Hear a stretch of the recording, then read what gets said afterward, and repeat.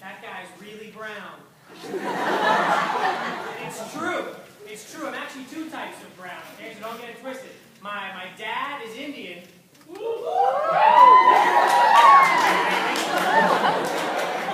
my mom is Persian. Dad is Indian, my mom is Persian, so I'm Pakistani. You don't get that joke? Look at a globe. Because it's really funny. I'm not a scary type of brown guy, though. I wish I was. I wish I was like an intimidating brown. I'm not a scary brown guy. I'm just a hairy brown guy. I'm just waiting for the day that like this hair connects this hair, and then I'm a god. Because white guys are so lucky. White guys, as far as hair goes, we're down here. You just got like a little happy trail. That's all you got, a little happy trail. I don't have a happy trail. I have more of like a happy hike. I like a happy 2-day camping trip. You start down here at base camp, and then you work your way up. You're tired, so you set up a tent. In the middle of the night, a bear attacks you. This happens every day on my chest. Girls are like, take off your shirt! I'm like, why? It'll just look like I'm wearing another shirt. Let me leave this one on. I'm cold. I was on a plane recently, and I was not the scariest person on the plane. Alright, that shows you how not scary of a brown person I am. I was on a plane flying from Seattle down to Los Angeles, and halfway through the flight, the pilot comes on and goes, I'm sorry for the inconvenience, but we're going to have to land the plane in San Francisco. We're out of fuel. Apologize for the inconvenience. Talk to you when we're back on the ground. He gets off. Immediately, everyone on the plane started complaining. They're like, this is ridiculous. This is ridiculous. The pilot has to land the plane right now? This is ridiculous. This is ruining my entire day. Yo, the pilot just said that we're low on fuel.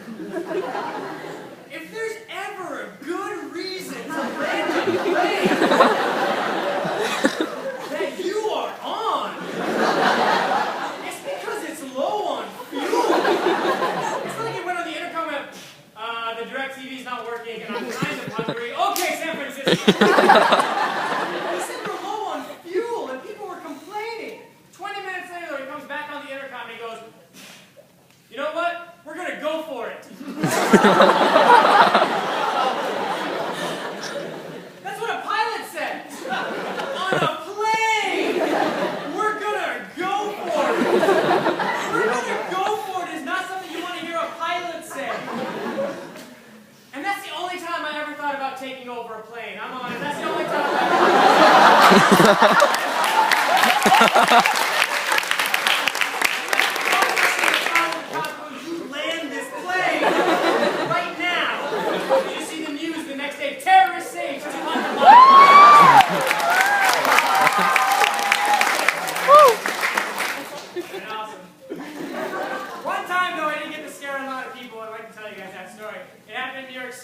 I was coming back from the gym.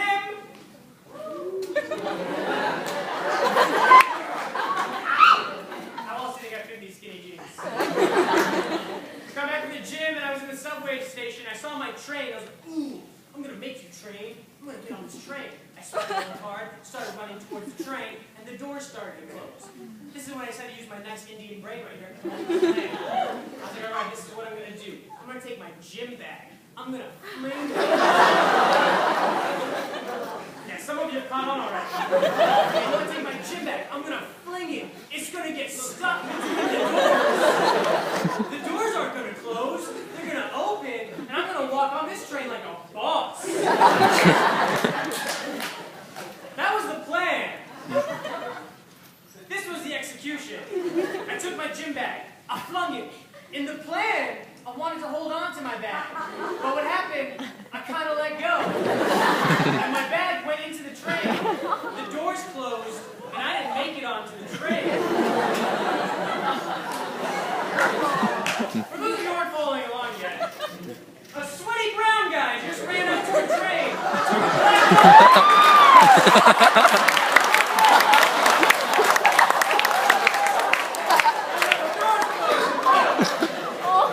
Oh my god. So now I'm standing outside the train going, no! Which looks a lot like Allah!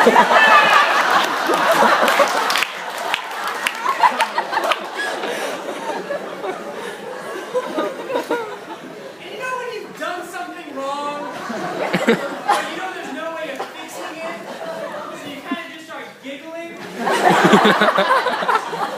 That made the situation way scarier. Because now everyone's looking down my bag, looking back at me, looking back down my bag, terrified looking at me. I was like, oh my god, this is my code red. That's what we call it. When a non-threatening brown person scares a lot of people, in our culture we call it a code red. It's a huge deal to us. It's like our bar mitzvah. You know, like, when we become a man, our turban gets a little bigger, we get our first keys to our taxi. It's a huge deal.